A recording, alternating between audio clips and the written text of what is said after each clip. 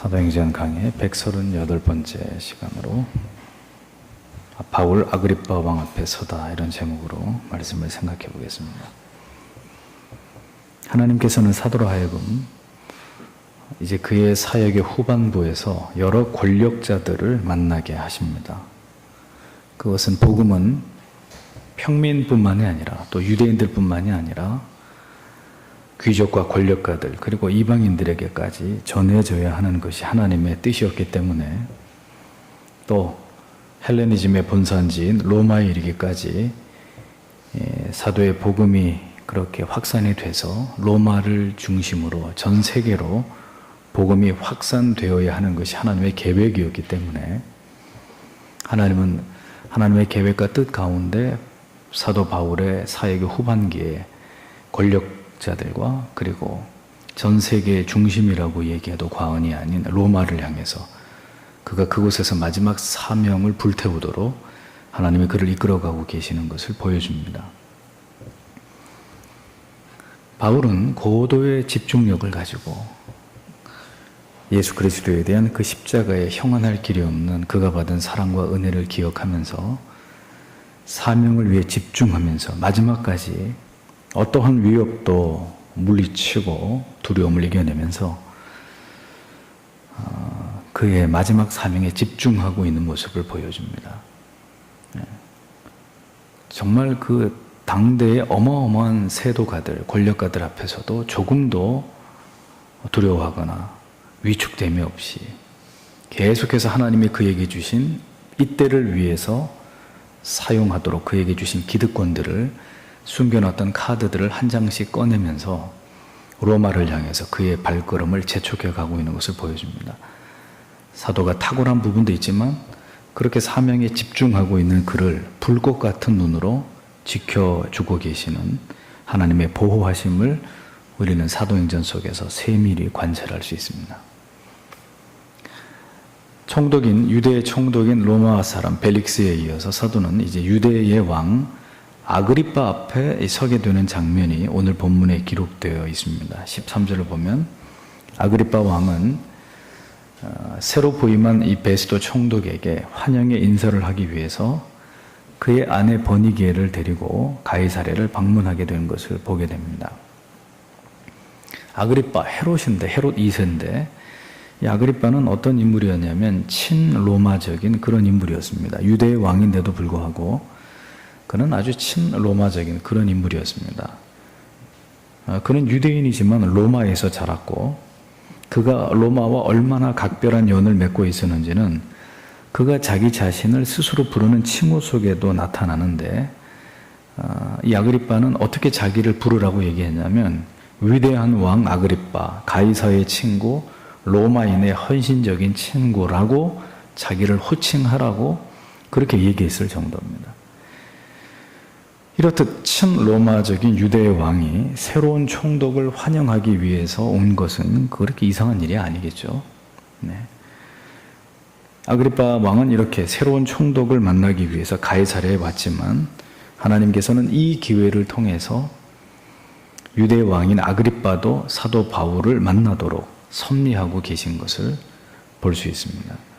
그러니까 이 모든 일들이 하나님의 계획하심이 아니면 뭐겠느냐는 거죠. 이러한 만남들이 우연히 일어날 수 있는 것이냐 하면 그렇지 않다는 것입니다. 바울의 마지막 사명은 이렇게 임금들을, 황제를 만나면서 그들에게까지 예수 그리스도의 복음을 전하는 것이었다라는 것을 알 수 있습니다. 그래서 그곳에 있는 동안 아그리빠 왕은 베스도에게 바로 바울에 대한 이야기를 이제 듣게 되는데, 그것이 14절에서 21절까지의 내용입니다. 총독 벨릭스는 사도 바울의 재판의 절차와 경위에 관해서 아그리빠 왕에게 소상히 설명하고 있는 내용을 보여줍니다.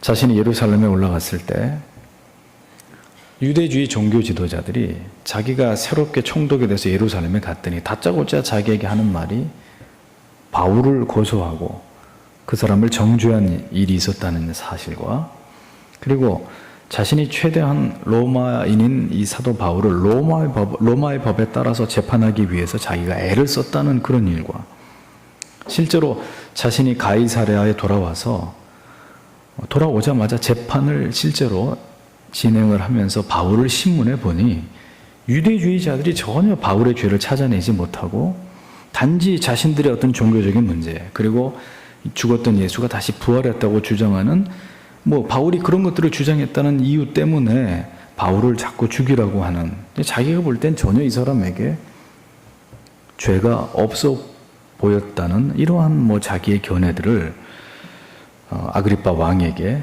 벨릭스가 이야기하고 있는 장면을 보게 됩니다. 그래서 다시 그럼 예루살렘에 가서 다시 한번 또 재판을 받아보겠느냐라고 하니까 바울이 내가 왜 다시 예루살렘으로 돌아가서 재판을 받습니까? 나는 가이사에게 상소를 원합니다. 라고 얘기하니 가이사에게 보내기까지 내가 지금 이 사도 바울을 지키고 있는 중입니다. 이제 이런 설명들을 총독 벨릭스가 유대의 왕인 아그리빠에게 소상히 설명을 했던 것입니다. 분명히 베스도는 베스도죠. 벨릭스가 아니라 제가 계속 벨릭스라고 했는데, 베스도는 아그리빠 왕에게도 분명히 사도 바울에게는 죄가 될 만한 사실을 찾아볼 수 없다는 점을 분명하게 계속해서 강조하고 있는 것을 보여줍니다.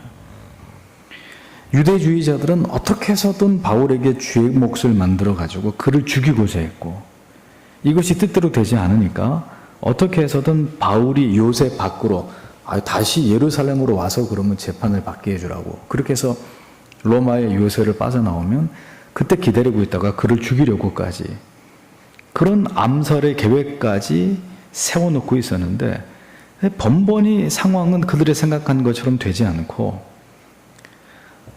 이 바울의 문제가 더 커져가지고 결국은 유대의 왕까지 이 사실을 알게 되는, 그래서 바울이 더 이 바울의 사건이 확대되고 이 바울이 더 유명해지게 된 이런 이제 사건들을 우리가 보게 되는 것입니다. 유대주의자들은 빨리 이 바울을 죽여 없애가지고 빨리 모든 문제를 잠잠케 하고 다시 옛날처럼 자기들이 그 기득권을 쥐고 이스라엘 사람들을, 유대인들을 좌지우지하고 싶었는데 자기들 뜻대로 안 되는 거예요. 안 되고 바울이 점점 더 이 바울의 사건이 유명해지고 있었다는 거죠. 이제 왕까지 알게 되고 심지어는 로마의 황제까지 가게 되는 이런 전혀 유대주의자들이 원치 않았던 방향으로 이 바울의 사건들이 다루어지고 있는 것을 보여주고 있는 것입니다. 악은 거듭 사도를 공격하지만 하나님의 뜻에 붙들린 사도는 더 유명세를 떨치면서 그가 외치는 복음이 더 커져가고 있었다는 사실을 사도행전은 보여주는 거죠. 자꾸 악은 사도를 가로막으려고 하고 죽이려고 하고 더 이상 예수 그리스도의 복음이 전해지지 않게 하기 위해서 혈안이 되어 있었는데도 마치 그들을 비웃기라도 하듯이 바울의 사건은 점점 더 높은 사람들에게, 그리고 점점 더 광범위하게 바울을 통한 복음이 확산되고 있었다라는 사실을 사도행전이 보여주고 있는 것입니다. 그냥 작은 사건으로 바울의 죽음으로 끝나고 말 일이, 이것이 더 많은 어떤 사람들에게 알려지면서 직간접적으로 복음이 전해지는 그런 결과들이 나타나고 있었다는 것입니다. 로마의 총독뿐만이 아니라 이제 유대 왕, 심지어 로마의 황제까지 이제 바울의 이름을 모르는 사람이 거의 없을 지경이 되어져 가고 있었다는 겁니다. 이것이 바로 하나님께서 행하시는 일들이라는 것을 볼 수 있는 것입니다. 교회와 성도는 이것을 믿어야 합니다. 하나님의 뜻을 따라서 우리가 진리를 수호하면서 바른 길을 갈 때는 반드시 하나님이 우리를 책임지신다. 그때 사도 바울을 그렇게 하나님이 이끌어 가시고 그를 보호하시고 그를 더 크게, 더 위대하게, 결국 로마에까지 이 복음의 핵폭탄을 투하할 수 있을 만큼 하나님이 그를 그렇게 붙들어서 사용하셨고 초대교회를 그렇게 사용하셨다면 지금도 그러한 사명감을 가지고 그러한 일에 매진하는 자들을 하나님은 붙드시고 사용하시고 그들을 높이시고 그들을 통해서 하나님의 뜻을 이루고야 마시는 하나님이라는 것을 여러분들이 믿으셔야 된다는 겁니다. 악한 사탄과 마귀가 쉼없이 교회와 성도를 노리지만 하나님께서 함께 하시는 성도는, 하나님께서 주신 사명을 감당해내는 교회는 절대로 쇠하지 않고 하나님의 붙드시는 은혜를, 하나님께서 그 성도와 교회를 통해 이루고자 하시는 뜻을 반드시 이루게 되어 있다는 겁니다. 그 은혜를 체험하게 되어 있다는 거죠. 하나님이 함께 하시고 도우시기 때문입니다. 그 성경을 보면서 그런 믿음을 갖지 않을 거면 성경 볼 필요가 없는 거예요. 사도행전은 우리한테 아무 의미가 없는 거예요. 사도행전을 보면서 하나님이 이렇게 하나님의 사람들을 지키시는구나, 이렇게 하나님의 복음이 전파되도록 수많은 악한 자들이 그 길을 가로막고 그 뜻이 제대로 되어지지 않도록 회방해도 하나님의 뜻은 이루어지고 결국 하나님의 사람들은 하나님이 주신 사명을 감당해내고야 마는구나. 우리가 그런 걸 보면서 위로를 받고 용기를 얻고 힘을 내는 것이지. 그렇습니다. 22절에 아그리빠는 베스도에게 사도 바울에 대한 관심을 표시하고 있는 것을 보여줍니다. 내가 그 사람의 말을 한번 직접 들어보고 싶다. 그냥 베스도의 보고를 듣고 그런 사람이 있었습니까? 하고 넘어갈 수도 있는 일인데, 이 아그리빠 왕이 그 바울에게 관심을 보입니다. 나도 그 사람 얘기를 내가 직접 들어봐야 되겠다. 그러자 베스도 총독은 그러면 내일 내가 그를 불러서 왕께서 직접 신문해 볼 수 있도록 기회를 드리겠습니다. 이렇게 얘기를 하고 있습니다. 자, 보십시오. 예수 그리스도께서 사도행전 9장 15절에서 아나니아에게 이렇게 말씀하십니다. 사울을 소개하기를 뭐라고 하냐면, 주께서 가라사대 아나니아에게 하는 말입니다. 가라. 이 사람이 누굽니까? 바울을 말하는 거죠. 사울. 이 사람은 내 이름을 이방인과 임금들과 이스라엘 자손 앞에 전하기 위하여 내가 택한 나의 그릇이다. 이렇게 아나니아에게 예수께서 그에게 말씀하십니다. 자기의 종 바울을 그렇게 소개하셨습니다. 그 예언이 그대로 이루어지고 있는 거죠. 내 이름을 이방인과 임금들에게, 바울이 3차 전도 여행까지 이방인들에게 복음을 광범위하게 전했습니다. 그리고 마지막에는 이제 바울이 누구 앞에서 복음을 전하느냐? 임금들 앞에서. 그 예언이 그대로 적중하고 있는 것을 보여주는 것이죠. 사도는 지금 우연히 총독이나 임금이나 심지어 로마의 황제 앞에 서게 된 것이 아니었습니다. 우연히 그렇게 된 게 아니었습니다. 하나님이 그것을 위해서 준비한 사람이 바울이었다는 거죠. 그것이 예수 그리스도께서 그에게 주신 사명이었기 때문에 사도는 지금 이러한 자리 앞에, 왕 앞에까지, 심지어 이제 잠시 후면 황제 앞에까지 서게 되는 그런 일들을 그가 경험하게 될 수밖에 없었다는 겁니다. 그가 그 사명을 주께로부터 받았고 그는 그것을 위해서 존재하는 사람이었기 때문이라는 겁니다. 우연이라는 건 없습니다. 모든 것은 하나님의 계획 속에 필연적으로 그렇게 되어지도록 되어 있는 것이죠. 오늘 여러분이 누구를 만나시던 간에 여러분들에게 불신 부모님이 계시거나 혹은 불신 형제나 벗이 있는 것은 우연이 아닙니다.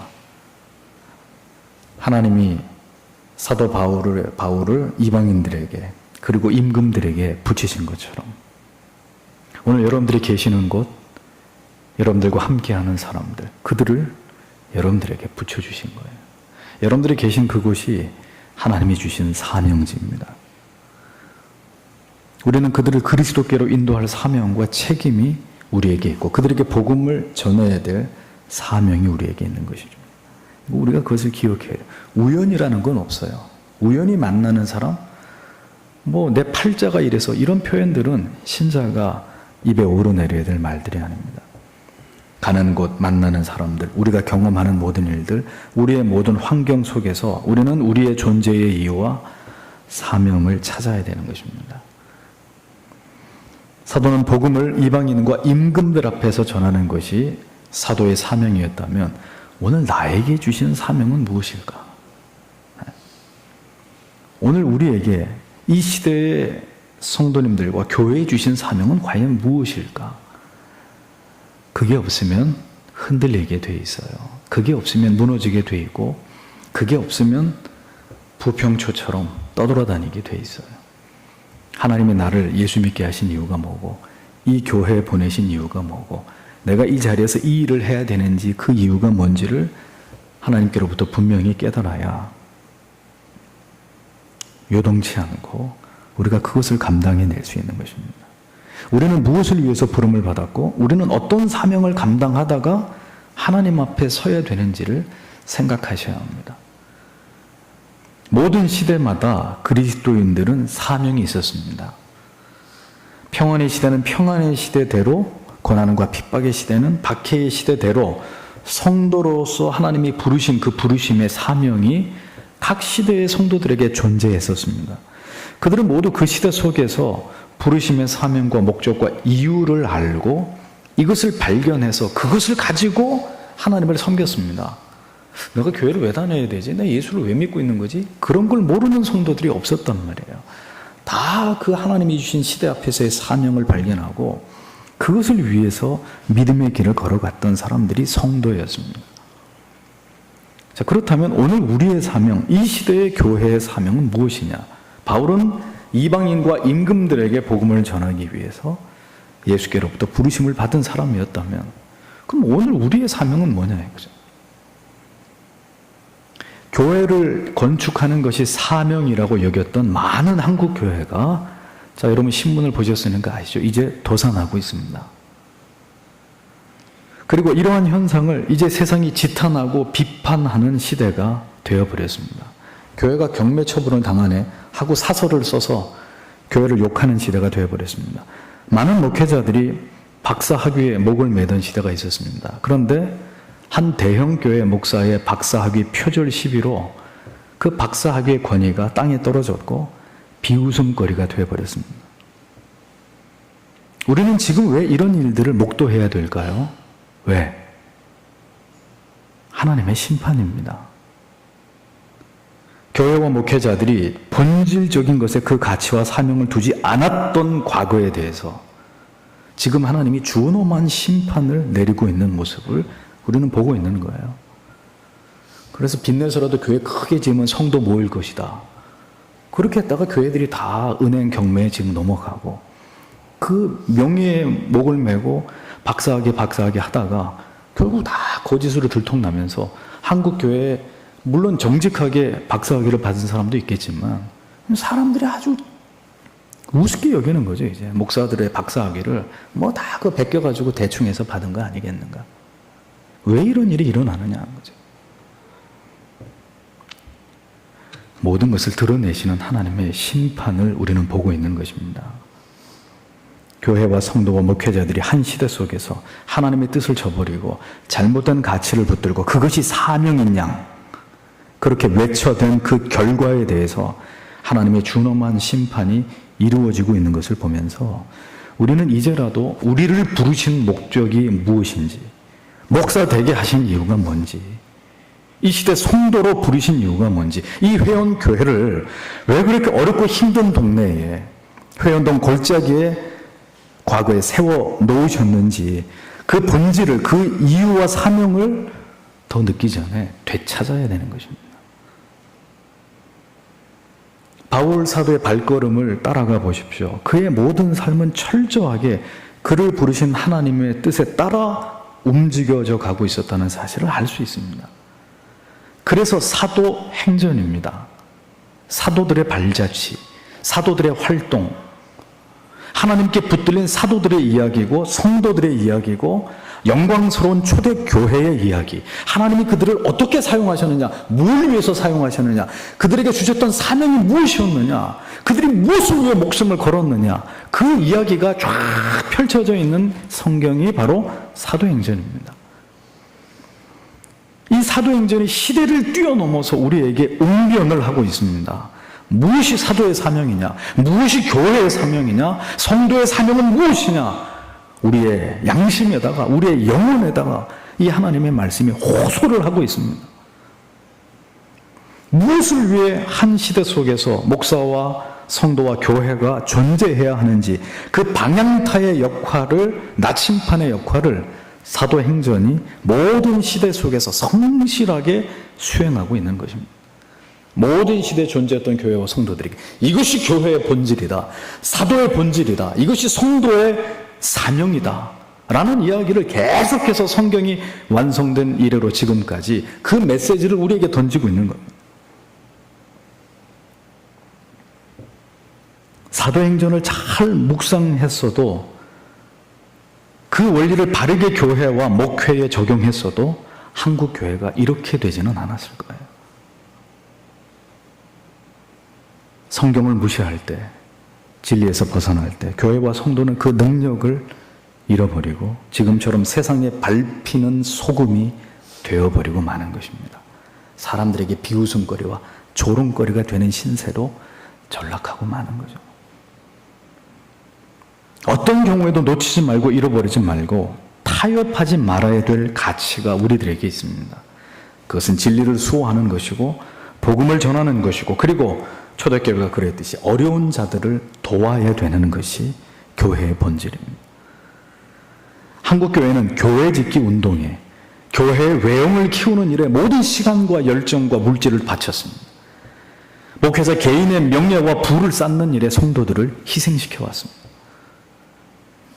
참으로 그 모든 일의 결과가 바로 오늘의 교회와 성도에게 대한 세상의 평가와 냉혹한 평가와 그들의 외면이라는 결과를 가져왔다는 것을 우리는 더 늦기 전에 이것을 깨달아야 됩니다.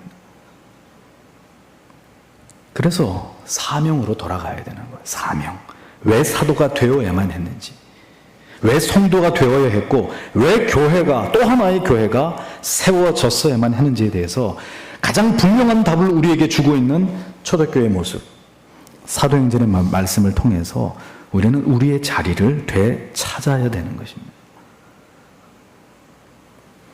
사도의 모습을 보십시오. 결국은 그의 부르심의 목적대로 한치의 틀림도 없이 정확히 쓰임을 받고 있는 모습을 우리에게 보여줍니다. 23절에서 27절까지 베스도의 총독이 아그리빠 왕 앞에서 다시금 바울에 대한 자신의 입장을 또다시 설명하고 있는 내용이 쭉 기록되어 있습니다. 그래서 23절에 보면 아그리빠가 베니게와 크게 위의를 베풀고 이렇게 먼저 기록되어 있는 걸 보는데 이제 그 다음 날이 됐습니다. 왕이 이제 바울을 만나기 위해서 이 로마 총독의 관저로 여기 성경에 보면은 신문소라고 되어 있는데 재판장으로 총독의 관저로 이동을 하는데 보십시오. 여기서 위의를 베풀고라는 말은 어미와 권위를 드러내면서 이 왕의 행렬을 나타내고 있어야 이런 의미입니다. 유대의 왕과 왕비로서 어미와 그 왕실의 권위를 드러내면서 이 아그리빠 부부는 화려한 행렬로 관저를 향해서 행차를 하고 있는 장면을 23절에 묘사를 하고 있습니다. 여러분, 이 아그리빠 왕의 아비가 누굽니까? 헤롯 2세의 아비, 헤롯 1세죠. 헤롯 1세가 누굽니까? 화려한 번쩍번쩍 빛나는 그런 갑옷을 입고 백성들 앞에서 하나님이 받으셔야 될 영광을 가로채다가 하나님이 벌레를 먹게 해서 죽게 만든 사람이 이 아그리빠의 아버지예요. 하나님이 가장 싫어하시는 것이 교만과 과시인데 그거 버리지 못한 그의 아들 아그리빠의 모습을 그대로 또 우리는 보게 되는 거죠. 그러니까 세상의 권력가와 세도가들의 꿈은 이렇게 사람들 앞에서 자기의 권력의 힘을 드러내고 뽐내는 것이라는 걸 보여줍니다. 세상에서 그렇게 높아지고 싶어하고 대접받고 싶어하고 권력을 가지려고 하는 자들이지만 그런 사람들이 복음을 받아들이지 않으면 그들은 영원한 지옥의 형벌 가운데 저주를 받는 인생에 불과한 것입니다. 그러나 지금은 이렇게 묶여있고 온갖 핍박과 박해 아래 있는 사도지만 사도는 그렇게 사명에 충실한 결과 아마 천국에서 누구보다도 빛나는 면류관을 쓰고 누구보다도 못지않은 상급을 받을 자가 바로 지금 그들 앞에 서 있는 이 사도라는 사실을 우리는 기억해야 될 것입니다. 세상에서 무엇이든지 여러분들이 가지신 것을 과시하려고 하신다든지 자랑하려고 하신다든지 교만에 빠지지 않도록 각별히 주의하셔야 합니다. 다 헛되고 헛된 것들일 뿐이에요. 우리는 영원한 것을 붙들고 영원한 것을 바라고 영원한 것을 소망하는 자들이 되어야 되는 것입니다. 총독의 관저에 아그리빠 왕 부부를 비롯한 뭐 천부장들 그리고 유대의 그 고관 대작들이 다 모였습니다. 바울이 곧 불려왔고 총독 베스도는 다시 한번 아그리빠 왕의 앞에서 지금까지 자신이 바울을 신문하고 재판한 결과를 다시 보고를 하게 됩니다. 베스도는 바울이 유대인들이 주장하는 바처럼 살려두지 못할 사람으로 고소가 빗발쳤는데 자기가 살펴본 바에 의하면은 죽일 죄를 발견하지 못했고 그가 이제 로마의 황제에게 상소했기 때문에 이것을 진행해야 되지만 당신은 유대인의 왕이니까 왕에게 한번 당신이 직접 신문할 기회를 주고 그 다음에 로마의 황제에게로 보내는 것이 자기가 볼 때는 옳다고 생각되니까 자 왕이시여 한번 직접 신문해 보시고 그를 상소할 제목이 뭔지를 한번 왕이 직접 한번 판단해 보시라고 베스도가 로마의 총독 베스도가 유대의 왕에게 이렇게 이제 요청을 하고 있는 장면이 기록되어 있는 것입니다. 그러면서 죄목도 밝히지 못하고 죄수를 보내는 것은 그건 도리가 아니라는 그의 입장을 이야기하면서 은근히 다시 이 바울을 신문하고 재판해야 될 이 문제를 아그리빠 왕 앞으로 이렇게 떠밀어 놓고 있는 것을 보여주는 겁니다. 죄를 발견하지 못한 바울을 보십시오. 그러면 바울은 저와 여러분 같으면 자 계속 뭐 신문을 하고 뭐 죄를 이렇게 뒤져보지만 또 바울이 탁월하게 자기 자신을 잘 변호하고 있었지만 아무튼 간에 재판이 계속돼도 유대인들은 이 바울의 죄를 발견해내지 못했습니다. 그리고 이 재판을 맡은 사람들마다 이 사람은 죄가 없다라는 말이 반복되고 있습니다. 그러면 바울이 뭘 요구했어야 됩니까? 당연한 순서는 나를 석방시키셔. 죄도 없는 사람을 붙들어 놓고 왜 이렇게 욕을 보입니까? 나를 빨리 풀어주라고. 이렇게 얘기하는 것이 이 지금 상황에 맞는 이야기인데 아니 그런데 왜 바울은 지금 나를 로마의 황제 앞에 데려다 달라고 로마 황제 앞에 가서 내가 마지막으로 재판을 더 받겠다고 그리고 그렇게 상소를 바울이 왜 한 것이고 이것을 진행하는 동안 무엇 때문에 유대의 왕인 아그리빠까지 만나야만 했느냐 하는 것입니다. 그러니까 바울은 자기 석방이 목적이 아니었다는 거죠. 처음부터. 결국 하나님의 계획도 바울이 여기서 이쯤에서 죄가 없으니까 풀려나는 게 하나님의 계획이 아니라 바울은 로마까지 가야 되고 가이사 앞에 서야 되는 것이 하나님의 계획이었고 바울 자신도 내가 거기까지 가야 되는 것이 하나님의 계획이라는 걸 알고 있었던 거죠. 자기를 생각하면 나는 죄가 없으니까 풀어주시오. 그리고 나한테 부당하게 이렇게 옥살이를 시켰으니까 변상하시오. 이렇게 해서 뭐 자기가 한몫 잡든지 그래서 그냥 풀려나서 평화롭게 살 수 있을 것을 바울은 그것을 원하지 않았다는 거죠.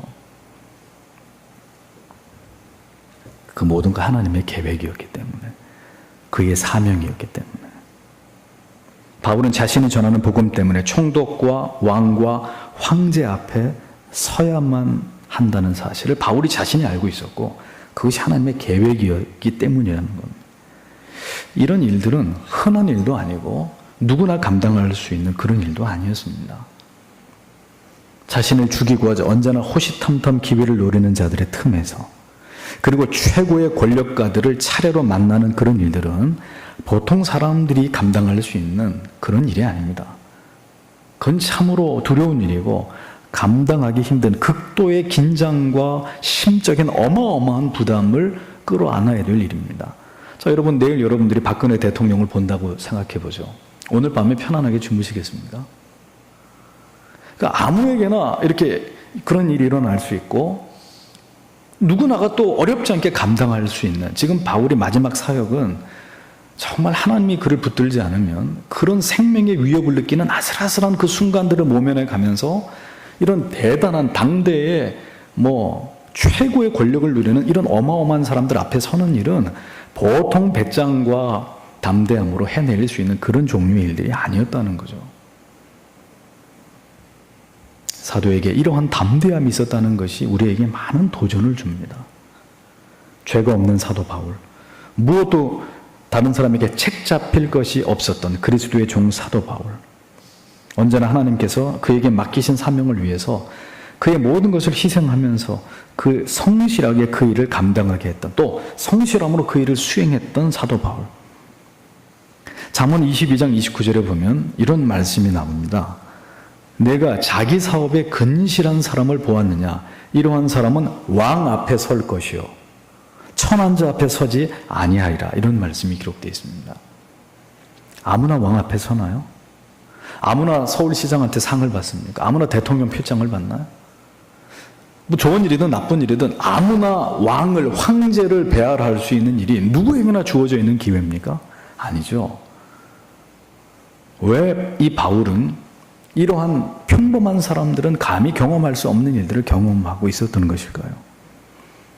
요한 크리소스톰, 존 오웬, 존 낙스, 존 칼빈 모두 다 왕 앞에서 설교를 했고 왕에게 편지를 보내고 왕에게 직언을 했던, 그로 인해서 영광도 얻었지만 박해도 받았던 대단한 인물들이었습니다.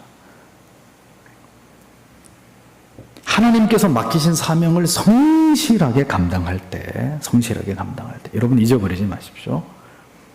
좋은 일로 말미암든 그렇지 않든 보통 사람은 죽었다 깨어나도 상대할 수 없는 왕이나 총독이나 황제 앞에 서게 되는 이런 특별한 기회와 영광을 경험하게 될 수 있다는 사실을 성경은 우리에게 말씀해 주고 있습니다. 아무나 왕 앞에 설 수 있는 게 아니죠. 아무나 왕에게 설교를 할 수 있는 것도 아니죠.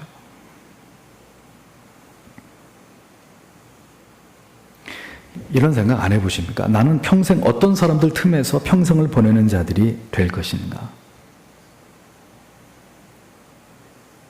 여러분이 성도로서 복음을 전하시는 일이나 주어진 일에 최선을 다하시고 그리고 성실한 삶을 사실 때 하나님께서 그런 여러분들을 높여주시고 여러분들을 쓰실 것 같으면 여러분들이 사장님에게 직접 상을 받는 일도 생기고요, 회장님에게 불려가는 일도 생길 거고, 서울시장에게 표창을 받는 일, 대통령 앞에서도 서지 말라는 법이 없죠.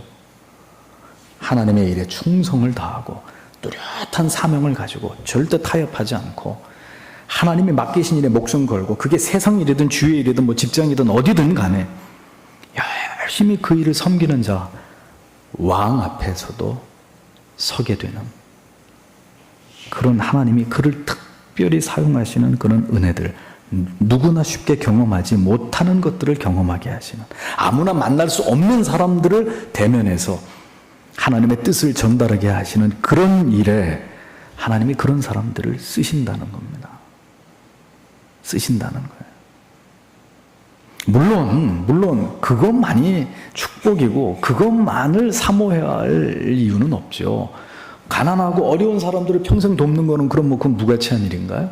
제 말씀은 하나님이 그렇게 준비된 자들, 하나님의 일에 성실한 사람들, 하나님의 일에 자기 생명까지 내놓는 사람들을 하나님이, 바울은 안 그랬습니까? 바울은 천한 사람들에게도 복음을 전했고 왕에게도, 황제에게도 복음을 전하고, 준비된 사람을 하나님은 모든 상황 속에서 모든 사람들에게, 그가 지위가 높든 낮든 뭐 한국 사람이든 외국 사람이든 뭐 누가 됐든 간에 하나님이 준비된 자에게 하나님 그렇게 능력 있게 그를 들어서 역사하시고 사용하시고 높이기도 하고 그런 특권을 하나님이 주신다는 겁니다. 우리가 준비되어 있다면 어디엔들 못 서겠습니까? 어디엔들. 누구 앞인들 가지 못하겠습니까? 저는 제 아는 목사님 교회에서 이번에 아주 좋은 청교도 책을 그 교회 성도님들이 번역을 해서 출판이 되는 걸 보면서 참 부러운 마음이 드는데, 우리 교회라고 못하겠습니까? 여러분 가운데 외국어에 특출한 능력이 있는 분들이 계시면 우리라고 그렇게 해서 한국 교회를 섬기지 말란 법이 있어요?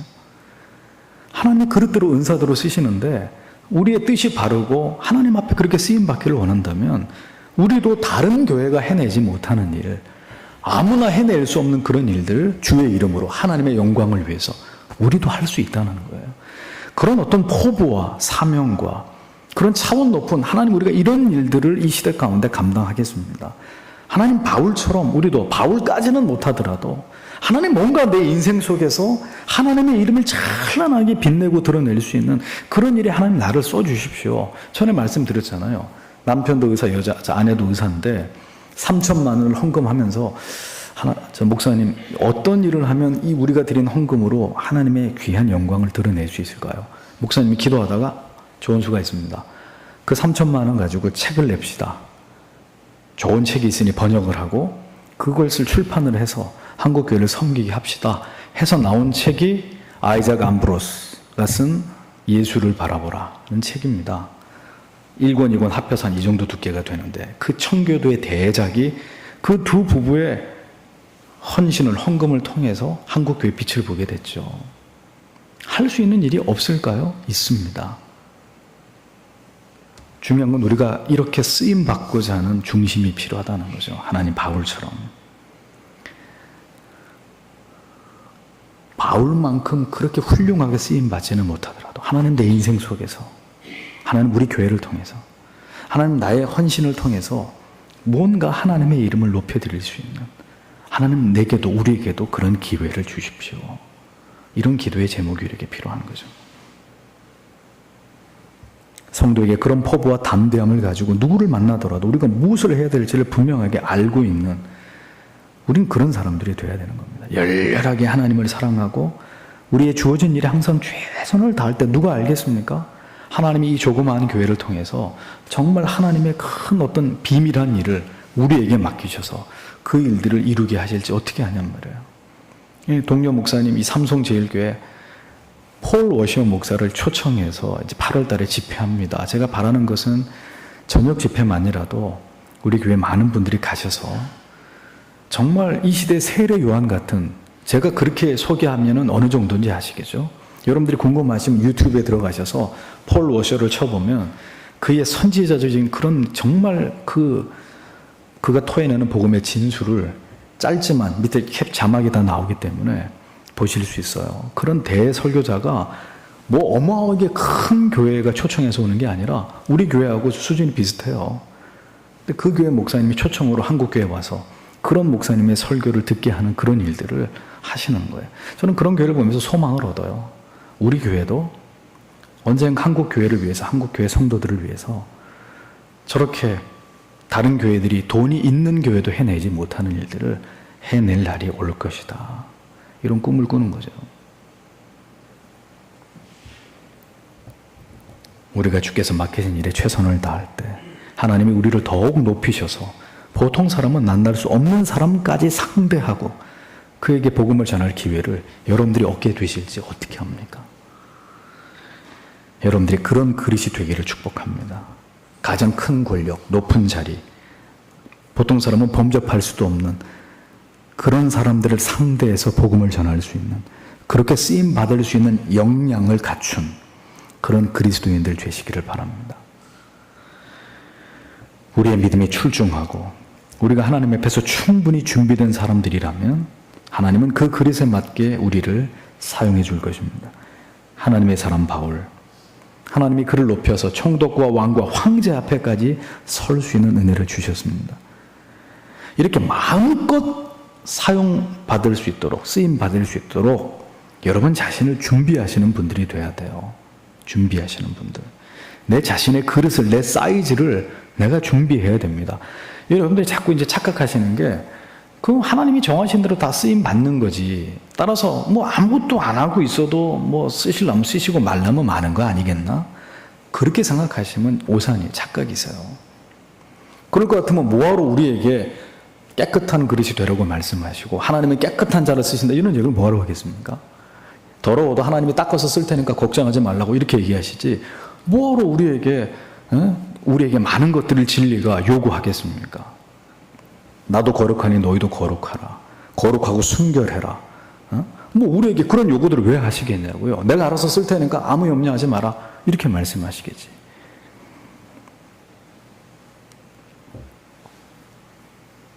우리의 그릇에 맞게 하나님 우리 쓰실 것입니다.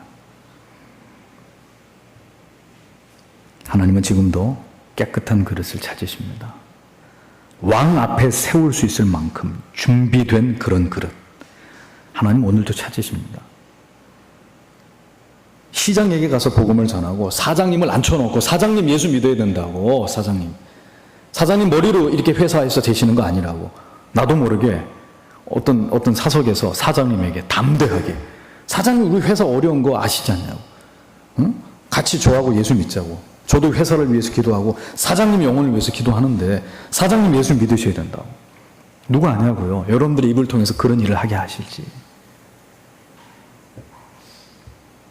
준비되면 하나님이 여러분들을 그렇게 쓰십니다. 혹시 알아요? 여러분 가운데 국회에 들어가서 복음을 전할 분이 계실지, 법조계 판사, 검사, 변호사, 질비한 사람들 그 속에 들어가서 복음 전할 분이 계실지, 예술계, 뭐 음악계, 무슨 뭐 미술계, 이런 계통에 들어가서 그런 사람들에게 복음을 전할 사람이 여러분 가운데 계실지, 지성으로 무장한 상아탑에 들어가서 교수들 상대로 예수 믿어야 된다고 이렇게 쓰임 받을 분들이 여러분 가운데서 나올지 누가 아냔 말이에요.